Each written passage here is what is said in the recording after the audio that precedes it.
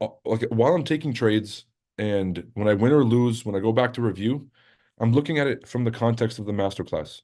Like, what can I add to this framework that we're using, to this system that we're using, based on these 10 trades or 15 trades I've taken since the last class that would either, yeah, that would just make it more effective, just more accurate. So that's what we've been doing every day when we're on these streams and we're reviewing what happened and we're seeing the direction of the first fake out, even when we lose. When we realize the direction of the first fake out is the direction of the true trend and it further confirms the system, that just adds confidence. We're able to use those more relevant examples in the class. And so I'm really excited for tonight. It's been a long time sort of cooking for this one.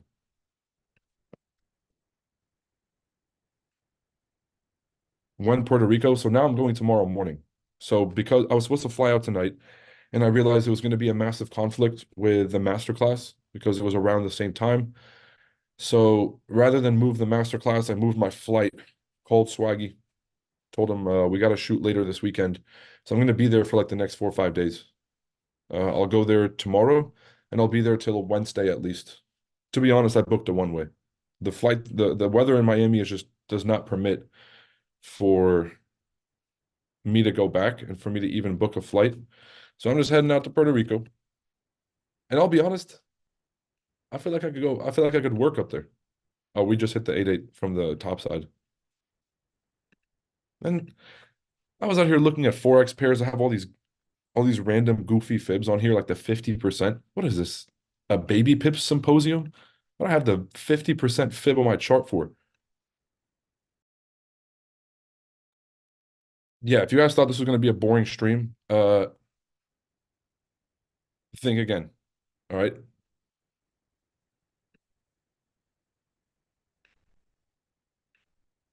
It's going to be exciting. So yesterday I had two losses back to back. It totaled about 0.5%. I was willing to risk 1% total, but that did not happen. All right, that did not happen. Market never came down to my entry. We can kind of go back and review from yesterday, just so we're all on the same page. Yesterday, if you were watching the live streams, which by the way, if you're watching the streams, welcome. If this is your first time. If it's not your first time, welcome back. I know I'm going to be expecting the usual names. Make sure to drop a like and subscribe if you don't mind, because actually, fuck it. I don't care if you mind. Drop a like and subscribe. I'm about to drop some serious heat upon your head top. But the only way that the algorithm is going to push it out to more people is if there's engagement on the actual stream. So if you guys wouldn't mind just dropping that like, it'd mean the world. Thank you. We'll do the housekeeping reminders later, but just to cover the markets, yesterday, if you were watching the live streams, I was looking for a retest through the 19,470 level. I had an alert set at 19,500 and I had an alert set at 19,473. First time around, market came very close, within 9 points. Okay. This morning, market came. I don't even think I'm drawing that right. I'm gonna have to go down to the 5 minute chart. I'm at the I'll just be in the deep, dark depths of the abyss of the 5 minute chart. I'm just walking in there with my flashlight trying to find some kind of clarity. I'm on the 5 minute chart. I look to my left, the only person I see, Mike Pineda, just sitting there. Hasn't seen life in years. Mike says, Roy, it's me. I'll say, Mike? All right. If you guys were here on the stream yesterday, you get the inside joke. If you don't, welcome back to the live streams. 5 points away from the entry. Being too accurate, being too accurate can work against you. Now, because I trust my strategy so much, would I, most people at this point would accept that, hey, maybe the market's just not going to hit my entry. Maybe it's just not coming, right? And to what I would say to those folks is I trust my strategy more than I trust whatever the market is showing me right now, right? I think that if there's an opportunity for the market to break through these lows and grab liquidity from this beautiful higher time frame double bottom, which is an extremely bullish sign, right? If we can break through and entice a ton of selling below the zone and then have a fast recovery back up, I could see that as well. I could see price coming to grab liquidity below the Asia lows below the low of New York session yesterday. And I think that that could be a good launch pad. Now, after already creating this massive wick rejection, having a higher low, because all the bodies are closing higher than the previous body, you have this massive bullish impulse right at the market open. And you have all this positive bullish news coming out. I mean, there's a very good shot. We just keep moving up. Very good shot that we don't get that deep retest that we're looking for. But it's a Friday. Maybe the markets are feeling generous. News just came out 1 minute ago with preliminary consumer sentiment. Whenever you see preliminary in any of the data points, it means we're just guessing. It means that we're going to be releasing two or three different revisions of this data, and this is our first guess. And it's usually very wrong. So do with that what you want. You guys understand? So basically a useless measure. This is a little bit lower than expected, but this actually does drive home a point I wanted to make today. We're going to be talking about a few different news points here, but we had a positive PPI print yesterday, all right? And then we had a positive CPI print on the day of the Fed meeting, the morning of the Fed meeting, surprisingly enough. And then we had a positive and dovish Fed meeting on Wednesday. I was sitting there thinking, wow, inflation's coming down. Something that we're doing is working. It's probably the high interest rates, right? No. If you look at the GDP report that really kind of shocked me, where they revised the 1.6% GDP number from Q1 down to 1.3%. Now we got to be at least rolling above 2% growth. We got to be growing at least 2%, not this little 1.3% stuff. And so what that 1.3 number showed us was that there's a significant slowdown in production, significant slowdown in exports and making money, and a significant slowdown in consumer demand. So now when you use that context, it makes sense why prices are coming down. People ain't buying stuff. There's a slowdown right now economically, and it's starting to show across all the different sectors. And that's really what we've needed the whole time to bring inflation down. You can't bring inflation down without a little bit of pain, without a little bit of a recession. Mike, you know that joke was funny as shit. But I was in there in the dark depths of the 5 minute chart, bro. He's talking about water, water. I said, how did you get here? He said, I don't know. Someone showed me the 15 chart. Next thing you know, I'm out here on the 5 minute by myself. I'm at work skipping meetings. I'm in the bathroom on the 5 minute charts. Guys, we got to get a grip. We got to get it together, yo. We can't be we can't be operating like this. Says US 38.6 hit yesterday. I'll be the judge of that. All right. So I'll say about that. No, the fuck it did not. It actually today used it as resistance, which is crazy. All right, hold on. This was the trade from yesterday. There was significant drawdown here in that zone, and then a perfect rejection of TP1. How does it even get better than this? That's nuts. Josh, did you take this trade? Who took US 30 yesterday for this move up? I'm gonna do the before and afters on all these because gold came right down to that zone perfectly. Damn, if only there was a live stream where some overly eccentric fucking genius that's young, handsome, wealthy, successful, and just an absolute specimen of performance when it comes to trading. If only there was a live stream where someone would just give away these trade ideas for free down to the last decimal place. But obviously, this is not fantasy land, and we can't just expect somebody to dedicate their hard-earned time to get out here and just give out free trade ideas that literally can't fucking miss, except for those two yesterday. I am fallible. Trading, you know, it ain't all sunshine and rainbows. Some days you're the pigeon, some days you're the statue, people. You got to accept it. But if only there was a live stream where somebody would give out the re-entry opportunity of 2297.1 down to the last decimal place, and it would just be a great trade and everything would just work out. If only there was a stream for that. Josh and I were calling US 30 yesterday. Gio, Josh, everybody who was looking at that US 30 who told me to put my attention on it, great call. It did end up being a good trade. Like it was a great entry at the time. Clearly a little bit of drawdown, but if you held through it or you scaled responsibly, then you were able to make a lot of money from that trade. Okay, let's do some before and afters just to kind of shake things up here. And obviously, if I don't give myself the credit, who's going to? People, am I going to go outside? Lady at the Wawa on the front desk is going to give me the credit that I deserve for putting in all this hard work? No, you got to give yourself the credit. Don't let anybody dim your light. Up 174 pips for my move yesterday and scaled in 144 pips on EU, catching the whole move down. All right. Thank you for sharing. Incredible. If you would have tapped your entry before market open, would you have taken it? God, this is the question that pisses me off every single day because this is the only discretionary element of the strategy, right? Sometimes I will. Okay, here's the rule. You can take a trade outside of the session because if you've taken the masterclass, those top 10 rules that I gave you, those are the rules to stick to. You don't see don't trade right before market open on those rules, right? For a reason, because there's clearly an opportunity there. Now, if I trade before session open, then expect a very sharp retest and a liquidity grab through the zone when the market opens.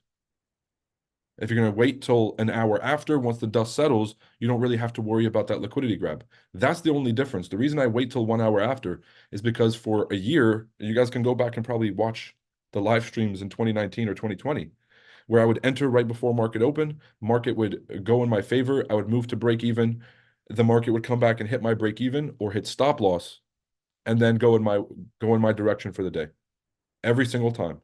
And I'm like, wait, why don't I just wait for it to do the liquidity grab before I started entering? And lo and behold, we had a life-changing moment. Okay, let's do some before and afters, and I'll show you guys some of those backup trades here for NAS. If NAS doesn't come down for that liquidity grab, I don't really have a trade here today, so I'm gonna let that thing play around that 88.6 for now. We'll see. 4 hour 886 on US 30. All right, here's what you would do. Snag that. Structural low. Here's the local support. Here's the local high. We have the 61 right here getting respected as resistance, which is a really good sign. Let's go ahead and clean up the chart a bit. Beautiful.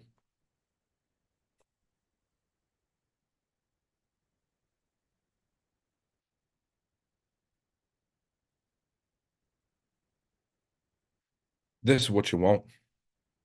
This is what you want.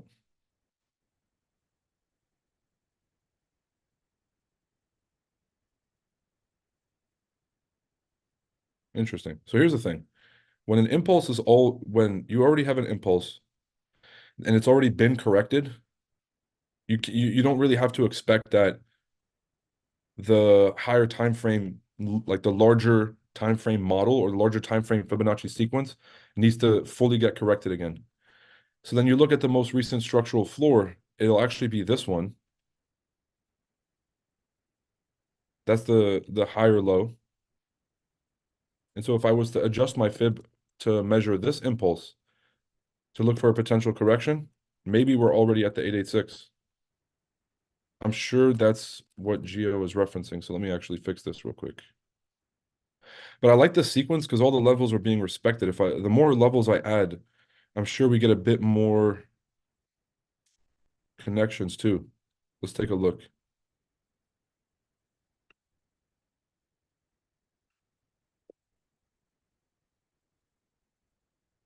0.27, we got resistance here, we got resistance here. It's not too crazy. 38, not a lot of respect, but there's that support. 50, really not much. 61 though, we got support, support, turn resistance. 78, we have rejection, rejection.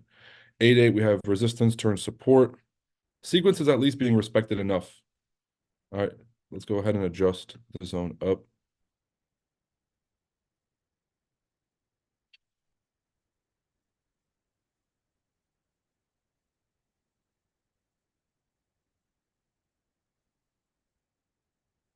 Interesting.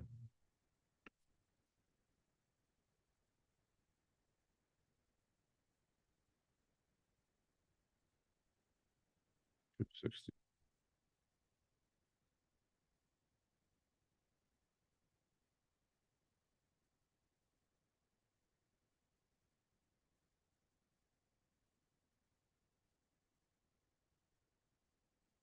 Yeah, and this thing respects the double bottom.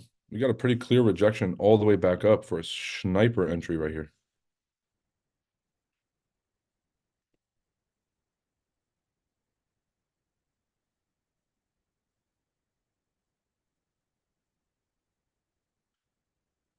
4 to 1 R, swing trade opportunity, 38 to 40. So about 60 to 80 more points from where current price is. All right, let's take a look at some of the trades from yesterday.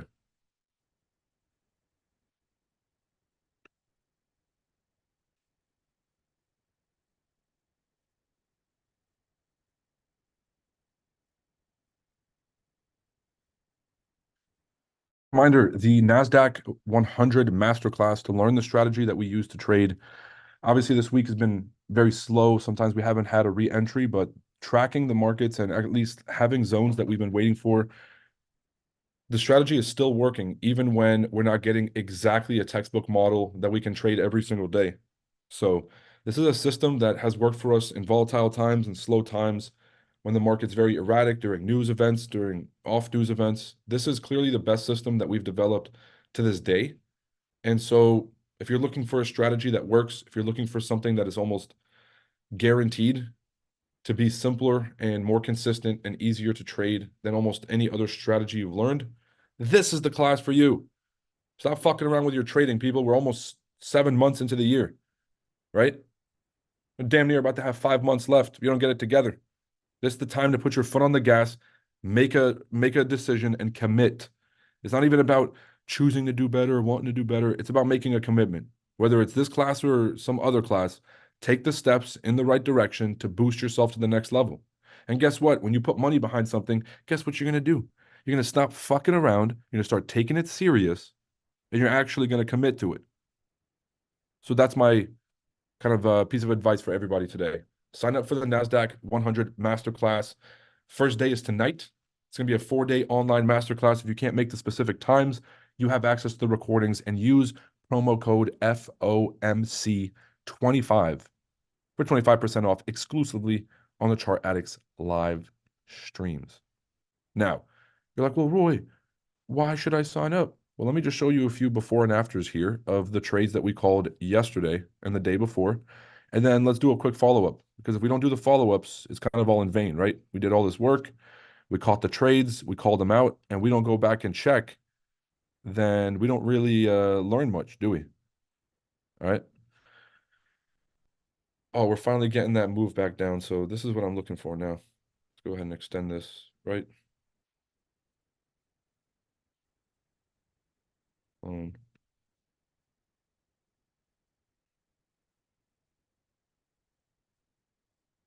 Beautiful.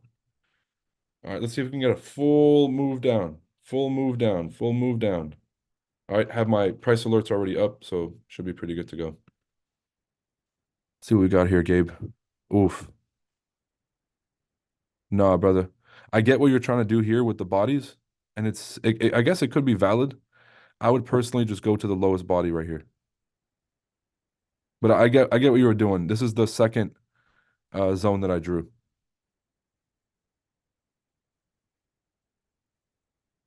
Yeah, I can see this thing bleeding all the way through to down here before we get a push to the upside. If we even get a bullish push.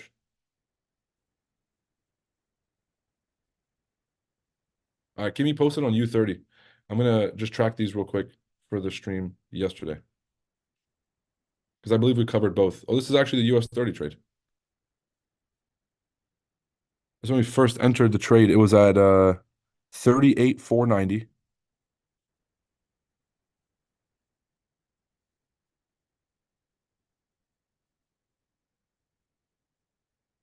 That's right here. So we entered right here, sat in a bunch of drawdown, which was about 75 to 80 points of drawdown, and then had the full move up. So that first zone was 38,700.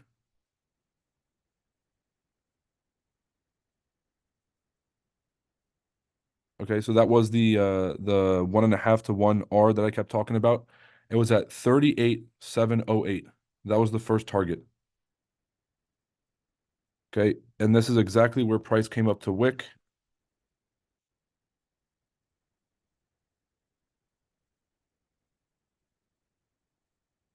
Wait, let's actually do it. What is it? 38,708.3. Let's get as accurate as we can here. Huh. What do you guys know about that? Isn't that cool? Huh? No? No party tricks? Nobody cares? This is the trade.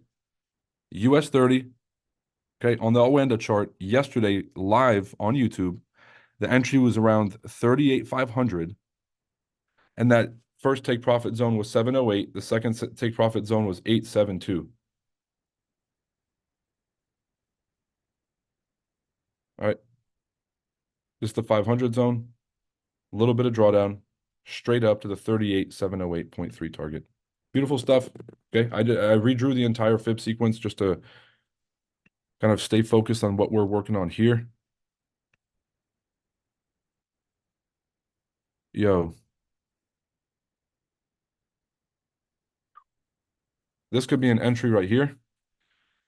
So if I was trading this, I would do tester now.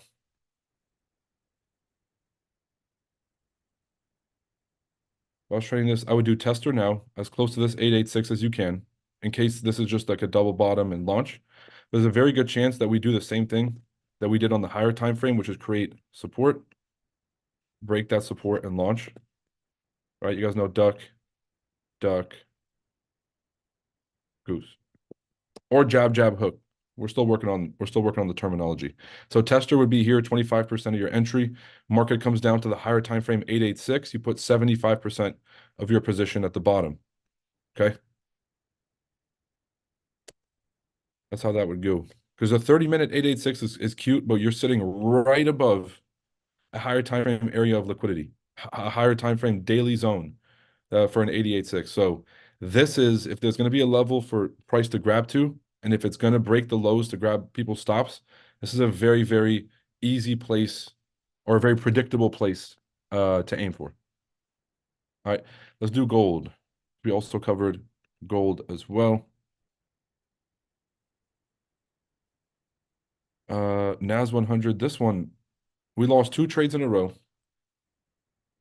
I wanted to see the push down to 471. So if this trade lost, I told you guys I wanted to see the retest to 471.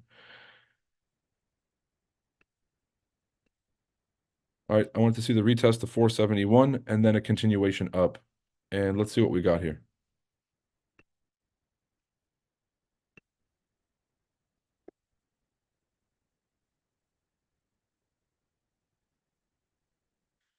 So I wanted that retest to 471. And so I even had my alert right here at 473. Market came very close. First time it was 9 points away. The second time it was 5 points away. All right, so here's the markup. I wanted price to come down. You guys can see the yellow box and the blue line. Yellow box, blue line, same zone. Market came all the way down and then immediately didn't touch my alert, immediately shot up and closed right back up here, and then made the push that we were looking for the whole day. Then today, same thing, comes down, does not hit the zone. I was expecting a breakthrough before we continue, nothing. All right, so sometimes it is the way it is. It's the way the markets go. The move will happen way faster than you have time to react. And that's why one of the rules that we have that we'll be teaching in the masterclass tonight is that it's better to miss a trade than to chase a trade.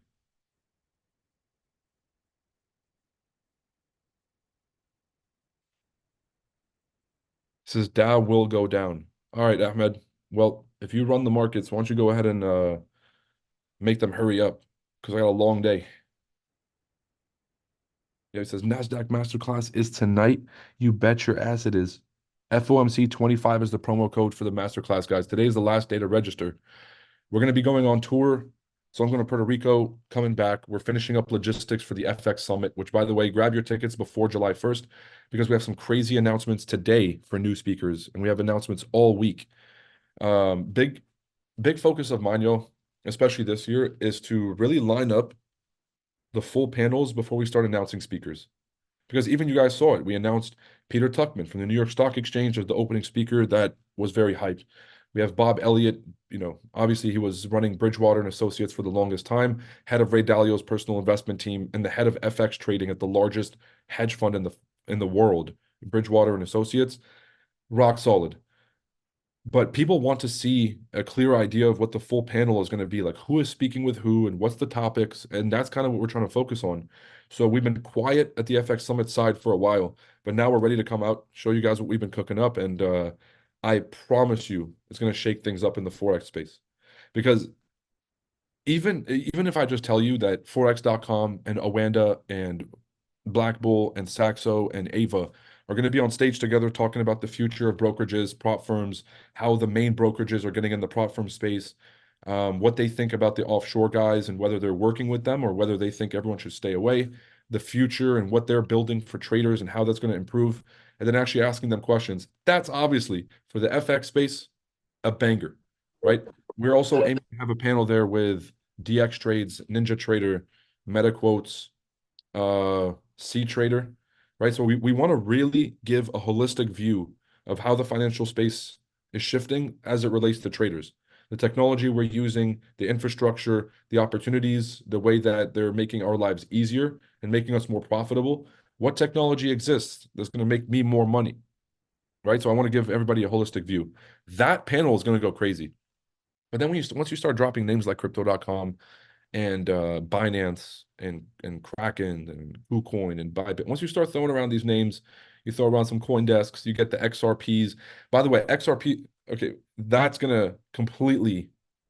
um that's gonna get people really hyped. I'm a holder of XRP. I'm a holder of Doge. I'm a holder of Tron, right? Why do you guys think we had Tron at the summit last year? That coin was the reason why I was able to make scrape my first couple of shekels together back in 2017. I have a personal affinity with that company, and I genuinely wanted to see them at the conference. Same story with CoinDesk, same story with Cointelegraph. Right? These are places that I've personally um, benefited from, and so selfishly, I really wanted them at the conference. So this year, imagine a panel with the XRPs and the maybe not Doge. Let's respect Ripple a little bit more. We'll put him on stage with Tron and a few other community builders. Brad Garlinghouse was the CEO of Ripple Labs and the XRP and XRPL. They're having their Apex Summit right now. So it's a 3-day conference that XRP does to basically give shareholders and token holders an idea of what's going on. He's in a great mood. The CTO, I forgot what his name was. I think it's David Schwartz. He's in a great mood. That's the guy that's building this stuff. And if they're out openly talking about the SEC lawsuit, it means that they've basically either beat it or they're on the other side of it completely. Because when you're in an ongoing investigation with the government, you don't talk. They make you sign either non-disclosures or they sign actual gag orders into a legal order. So he wasn't talking for a while. People thought XRP was dead. They're doing the conference now. He seems like he's in great spirits. I would highly recommend going to watch. They seem extremely optimistic about the future of XRP, and then I just think that that's a great place to be. Why do I mention that? Because do we want those large crypto names at the summit? Of course we do. Is Brad back out doing interviews? Can XRP finally come out to the conference? If God willing, I hope so, because that's what we were working on with their team last year, and we kind of had some issues after the SEC nonsense. So very excited for the way that the world is shifting towards crypto. The regulatory environment in the US has started to relax a lot. Look, long story short, the SEC has been fucking up the opportunity for crypto companies to build in America for over 4 years. Gary Gensler, the person who actually understands crypto because he used to teach a Bitcoin security and blockchain course in college. He used to teach the class, and now he's the head of the SEC, but he's bought and paid for by basically everybody at this point. He's the one that's been basically kicking out all the crypto companies. They are the ones that are in an active lawsuit with Coinbase, the company that's followed all their rules from day one. And the biggest issue that folks have had is that there's no regulatory clarity coming out of the SEC. So we don't know the rule book. They make up a rule on a random day, and then they hit you with a notice that you're violating it. That's so stupid. So they've kicked out all innovation to other countries. That's why other countries are kicking our ass every day in every way. All right. So Biden's trying to, boost his numbers because they're obviously in the fucking dirt, and he wants to boost his numbers with younger voters. So he's like, oh, let me switch my stance on crypto. Let me get more relaxed. Calls over the SEC and says, stop prosecuting these crypto cases because we're trying to make it look like we're soft on crypto. And so now things have just basically the temperature in the room just completely slowed down. The SEC is not going after every crypto company. And a lot of these guys are starting to look at the US market as being attractive again if we have a change of president. All right. So that's happening. XRP. Let's just check the XRP price before we go on to the gold receipts. Let's see if there's been any movement at all.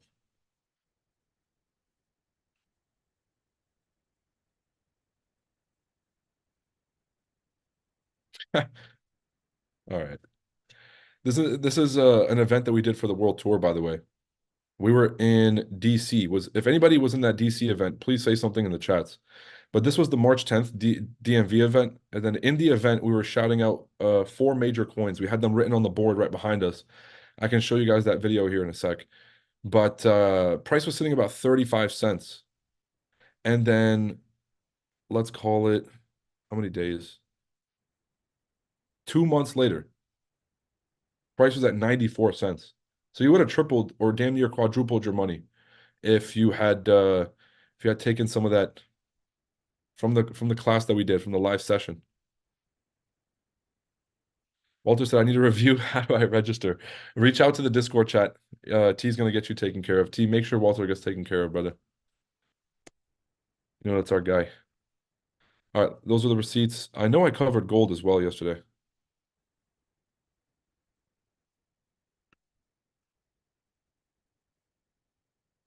Did I?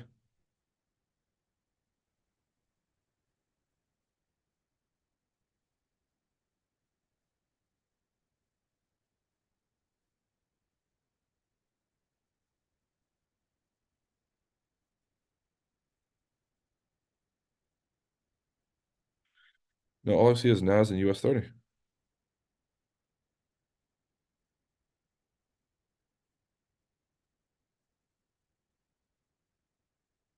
Euro USD. How did I even cover Euro USD and I didn't even touch gold? All right, we're gonna have to go to one day earlier.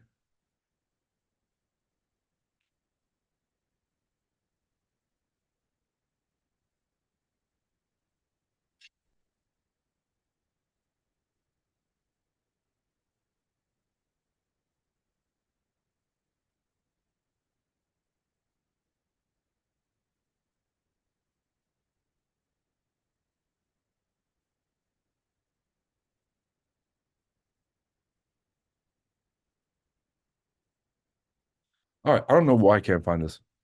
Like, I know we covered gold plenty of times.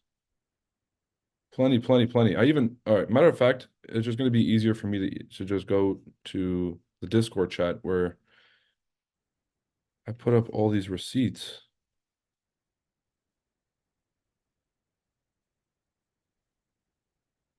23, 27.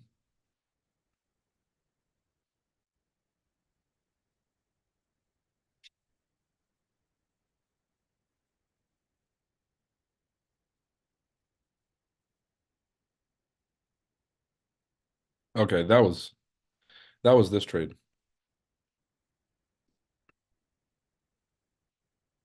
Right, where the market was sitting at the bottom of the zone, 23, 27 was the price, and then just expecting that push up. That's the first one. But we had a very, very deliberate conversation about this gold retest down to this exact price, down to the decimal place.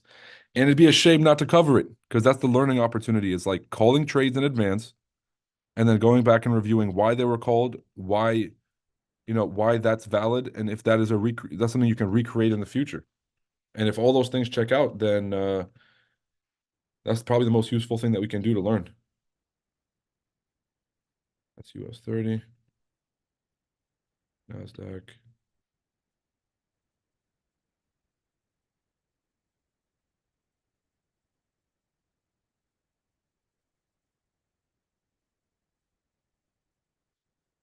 Dude, what?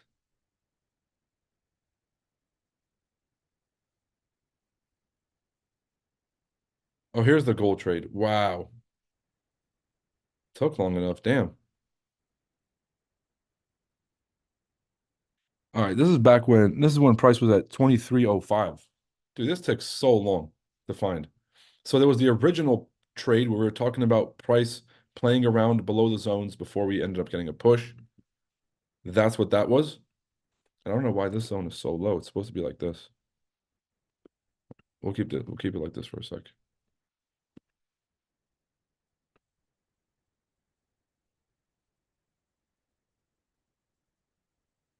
This is before the magnet came out. All right. Incredible. And I think that the market continued to pump during that session. Maybe we covered it off the live streams. Maybe we did it for members only. That would make a lot of sense too. All right. Anybody have questions related to the economy? Anyone have questions related to what's happening? The only real big news I wanted to talk about today is this man Vivek Ramaswamy buying BuzzFeed so that we can stop having this bullshit fake news cycle. Guys, I don't care what you think about fake news, real news, mainstream media. I think we can all agree that BuzzFeed fucking sucks at journalism. I think that we can all agree that BuzzFeed and good journalism don't really belong in the same sentence. It's like saying that like it's like comparing checkers to real food, right?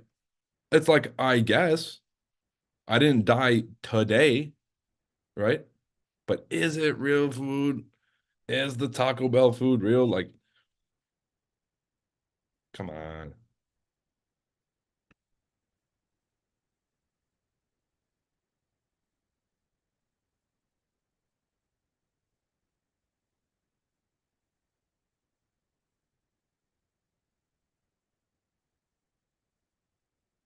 Oh, we did cover gold yesterday.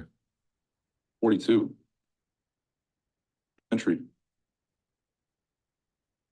And now we're coming back in for a retracement. As long as we create a higher floor, this thing's going to continue to push. I expect to come back down to these lows at 2,300. And then, oh, come on. There it is. There's the receipts. No, no, no. Back it up. US 30, as we create a higher floor, this thing's going to continue to push. I expect gold to come back down to these lows at 2,300 and then create a new higher low. Interesting. I know that took 10 minutes. I appreciate you guys sticking along, but if we don't have the receipts, what do we have, people? Throw a W. Throw a W in the chat. That took a break. But it was down to the last decimal place, 2297.1. 2297.1 right here on the YouTube. 2297.1. That's the receipts. How does it get better than that? Ugh.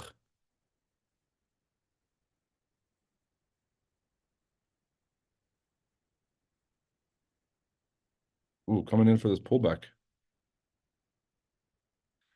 All I know is CIA had a program back in the days where they learned how to brainwash people completely.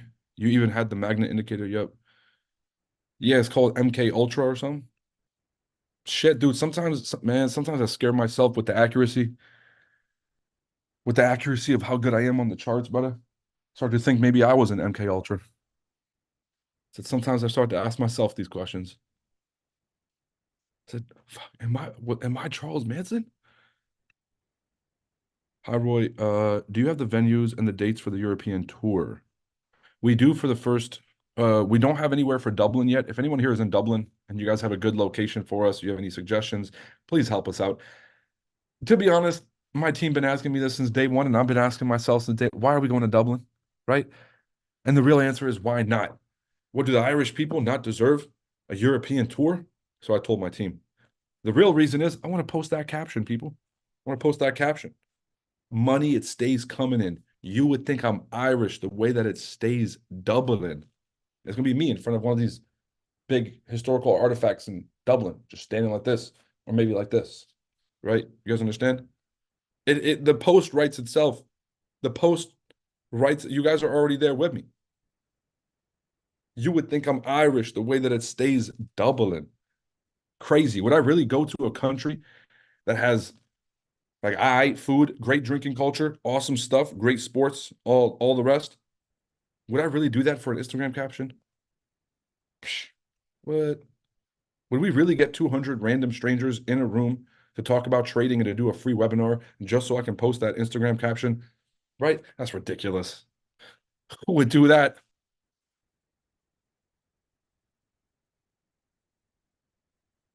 Probably the same guy that would host an entire conference, put all my money on the line, non-refundable deposits, put my entire life on the line year after year. Because selfishly, I just want to learn from all these people at the same time. Just want to ask these questions and ask that question because I gotta know, right?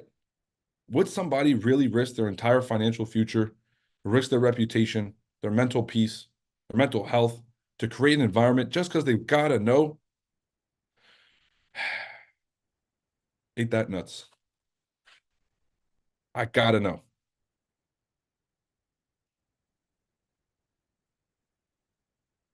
Yeah, so for Dublin, no. For the Manchester, we do. For London, we do. For Liverpool, we have a venue. Portugal, Lisbon, Portugal, we still haven't found a venue. We have the venue for Barcelona. We have the venue for Madrid, and still need the venue for the small tour in Dubai because we're still packing that out. I also really want to go to my home country of Lebanon. So all my Lebanese folks in the chats right now, first off, throw a Lebanese flag in the chats if you're about it. But also, if you guys can get a room of 200 people together, we will show up to your city. And look, the two biggest names on the list were Johannesburg. It wasn't even Johannesburg. It was Cape Town and Lagos, Nigeria. Cape Town, South Africa, Lagos, Nigeria. Now, if you think about the geography of the tour, if you guys just think about a map of Europe real quick. Yeah, some of you guys haven't seen a map uh since school, so I'm about to put you on game. Okay, so this is kind of how the tour is going to go. You guys see Dublin, Ireland is right here. Right across the water. I don't even know why they don't have the UK marked off. What kind of dumbass map is this? Okay. So you have Dublin, Ireland right here. Right across the water, you have Liverpool right here. Then you have Manchester, and then you have London. This black dot right here is London. From London, we're skipping France because ain't nobody got time for all that. We're going straight to Lisbon, Portugal. From Lisbon, Portugal, we're going to Madrid, Spain, then Barcelona, and then we're going to go from here. Ideally, the goal was to go to Lebanon, which is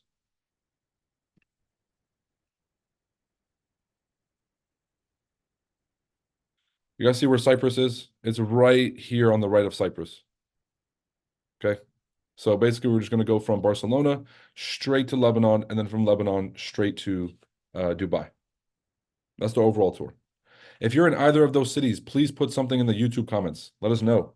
We're trying to get as many folks as possible to come out. It's an absolutely free tour. It's absolutely free. And so there's no money involved. And all you got to do is pull up with your boys, get some free game. We're going to have free drinks and food. And we're going to bring out some of the biggest names in your city and maybe a few institutional folks to come in and just talk about the future. The whole theme of the summit this year is the future of markets, just the future of finance. What does the future look like? What are we going to be trading with? Are we going to be paying more or less fees in the future? We got to know. And so we'll start it off with the tour. The whole tour is really meant to give you guys an appetizer of what to expect at the FX Summit. When is Portugal and Barcelona? I have a few friends there I want to send a link to, or what can I give them? So, Chris, first off, you can give them your time and your energy and your understanding. All right. That's what all good friends can give. But second off, if we're gonna have a page on the website that's basically live events, the same page that we use for the webinars, it's gonna say events on here, and you'll be able to go through and check out the different various events that we have, depending on if there's anything on the schedule. So you'll be able to go through and register for the different cities. It'll be free. All you gotta do is put in your email and your name and make sure that you RSVP. Okay. Last reminder for everybody. Today is the first day of the NASDAQ Masterclass. I think my internet is bugging here. Sorry, guys. I had to reset my computer earlier this morning because it was messing up, but June 14th, that's today. Today's your last chance to register for the online masterclass. Make sure you guys check it out in the link in the description. You can also use FOMC25 to get a discount on your seat for the class so that you can also save a bit, but still get the maximum value that you can. Check out real stories from real traders. And of course, we trade this strategy live every day, whether we win or lose. The system works. And I think there's more than enough proof of that so far. I know we've started scheduling a ton of new podcasts with you guys. I'm talking to the VIP members now. I've been seeing some things come up on my schedule, my calendar. All right, that's what I love to see. I think team, my team had reached out to a bunch of folks who expressed interest in the last call. If that was you, check your spam or check your email. Make sure you guys schedule a time that works for you using that Calendly link, and let's do some podcasts. Let's talk about what's been working for you and how you've been able to make trading work despite all the things going on. All right, US 30 still respecting that 88. Tester entry would be in now. Tester entry would be in now, which is crazy. The higher time frame 88.6 lines up pretty well with this negative 27 extension level. I love when this happens. I'll even make this more accurate just like this. So smaller time frame scalp trade intraday opportunity looks like this. All right. The higher time frame opportunity would be an entry at the 227. Much wider stops, but also higher time frame targets.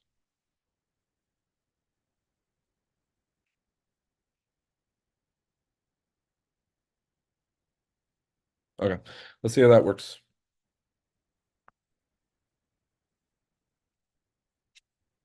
Is Bitcoin finally coming back down to our predetermined targets? I hope so. There it is.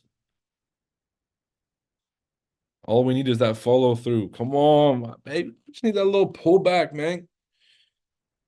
I'm gonna get so unbelievably rich, and I hopefully everybody who's been paying attention to me for the last 3 to 4 years is gonna be unbelievably rich come this next crypto cycle. Because I've been preaching the same thing. Learn a system that works in trading, make cash flow from these prop firms, take that money, put it into crypto. And that's how I quit my job at Merrill Lynch in 2021. Like, yes, you can, if I was making 6 or 7 grand a month at the time, I was making more than I was at Merrill. So I could have left my job off of that alone. But you don't leave your job because you replaced your income. You leave your job because you have enough security and you replace the income. Right. So if I just replace the income and I have no security, typically, I mean, I'm young, so maybe I'm in a different place, but typically folks don't want to take that risk because security is more important than anything else. But now, if you have the security, you've already been saving up a ton of money, you put it aside in crypto, and you have a nest egg for yourself, and you're able to replace your income for the cash flow, so you're not digging into your investments all day to pay bills. That's where real money happens. So I invested all the extra money. My working money was to pay for my bills. My trading money was to invest in crypto. This next bull run will be the biggest, most aggressive, and the last chance for a lot of these big coins, not bitcoins, the bigger, large cap coins. Okay, Bitcoin's going to go from 40 or 50 up to 100. Now, after 100, it's going to take a considerable amount of time to get to the 2, 3, 4, 500K range, right? Because there's real institutional shifts that have to happen. And it could all happen in a year, go from 100 to 300K because of some big event that happens, a big shift. People stop wanting to trade gold or buy gold and they put it into crypto. But when I talk about the small cap coins that are in the dirt, let me see if there's actually a good example here. This is one of the coins that I'm personally interested in. Okay, relative to the all-time highs, this thing is sitting kind of at the dirt. Now, it's not at the dirt like it was back here in 2019 and 2020. That would have made you a multi-millionaire. But can we go from 0.002 up to 2 cents? That's 100x. Sorry, that's 10x. So $1,000 could become $10,000. And I'm not talking about going to all-time highs. The all-time highs for Telcoin was 6 cents. All right, that would be 30x. So $1,000 could become $30,000. $100 could become $3,000, and $10,000 could become 300K. Okay, that's the kind of opportunities I'm looking for in this next bull run. Hope you guys are keeping your eye on that. Last but not least, what else? The Saudis are not going to ditch the dollar yet. They've been trying for years, bro. Everyone's been trying for years. Okay, look what happened to Saddam. Look what happened to the Shah of Iran. Look what happened to what's his name from Egypt. Look what happened to Gaddafi, right? Keep going down the line. You guys think this is about democracy? You guys think the beef with Russia is about the Soviet Union and the US dominance over what?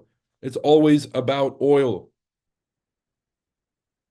And so if you think we're just going to let BRICS is monopoly money, so good luck using whatever the fuck you want to use.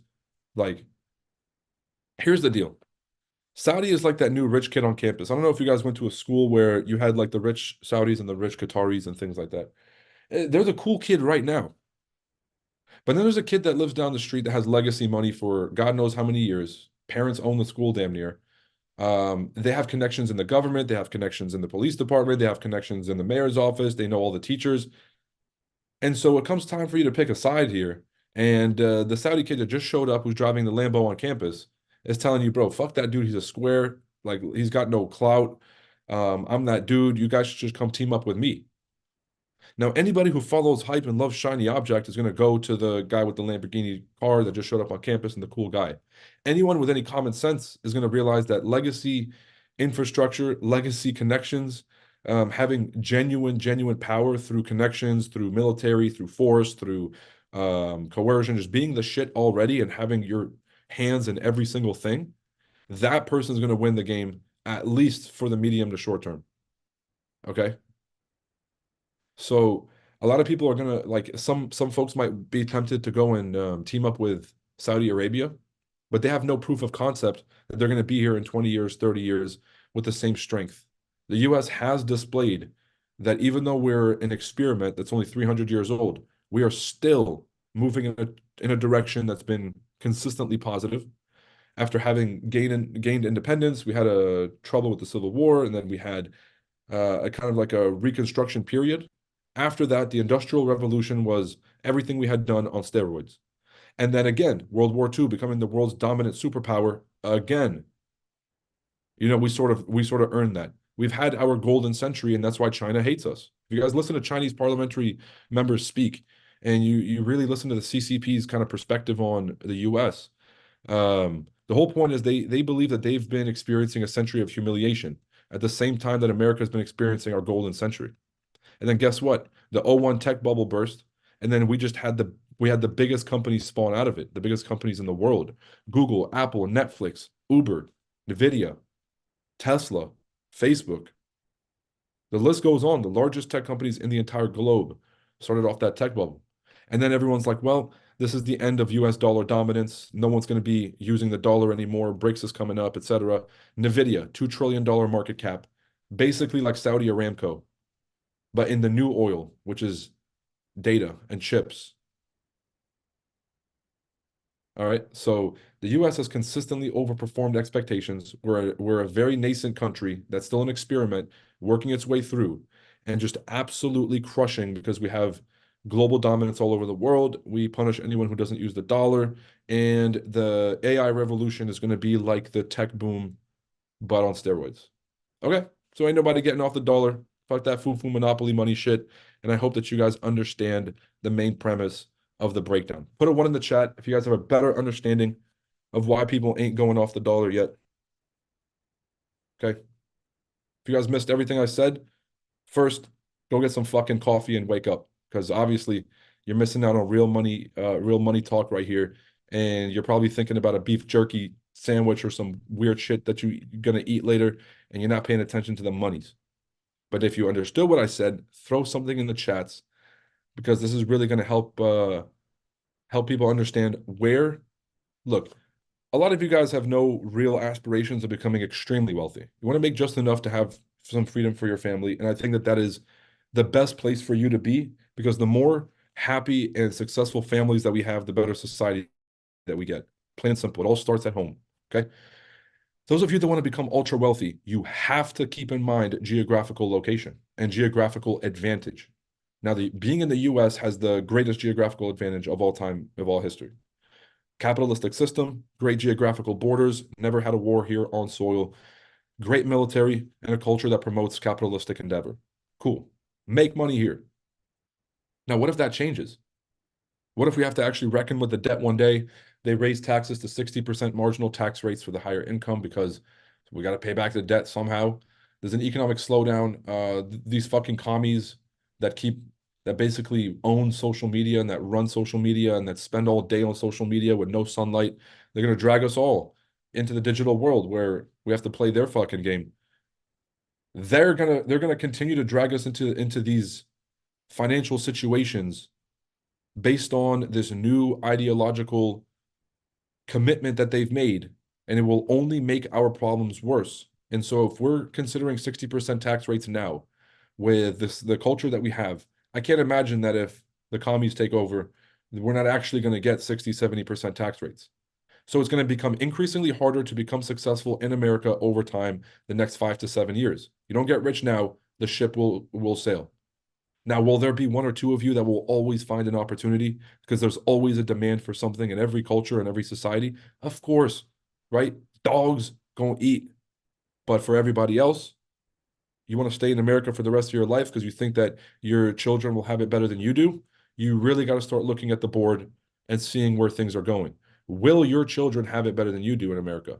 The answer is probably not. Because if they can't buy a home, if they can't start to build their equity, having a family and starting a family that way at an early age. These are the pillars of society. These are the pillars of the American dream, right? Having a home that you can rely on, because then a lot of the money opportunities that the wealthy or the middle class in America use is by getting a second mortgage on your house or by leveraging the home equity loan to start a business to really create some money for yourself. It is a wealth generation vehicle for the majority of the middle class in America. So if the younger generations can't do that, riddled with debt, high government debt burdens, debt to GDP ratio on a level that we just can't sustain, and inflation that's just going to skyrocket to make basically everything out of reach. So like the entry price to get into a supercar like 5, 6 years ago, I was in that game. Like the money I have now, I could really play that supercar game. The way the supercar market and the car market have exploded, well, I'm sitting my ass right back in the bleachers. You understand? More equity. I don't give a fuck, bro. You need $1 million. A million is the new 100K. That's how I feel out here. And I'm like, dude, once I make 100K, I can do whatever the fuck I want. Because 5 years ago, that kind of was true. And now you have 100K, and you're like, dude, by the time I pay the tax on this shit, I don't even have money. I pay taxes, pay a couple debts off, close a couple cards. Now all of a sudden you're sitting there with a couple shekels to scrape together, maybe start a fire, keep yourself warm. US 30 TP1 hit. Oh, what a beautiful, beautiful trade. I'm damn near about to enter NAS too, but it's too high up. But I see the continuation model loading up. This thing's gonna want to launch. TP1 definitely got smashed. Didn't just get hit. TP2 is on the way. And I think I gotta fix up these zones. But they have the second charts? 30 seconds? Oh, that's sickening. Oh God. Mike, that's your people, bro, I think.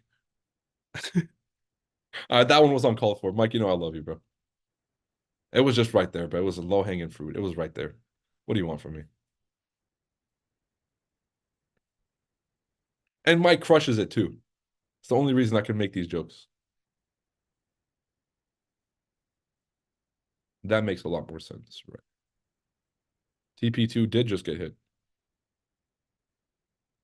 Right now, actually.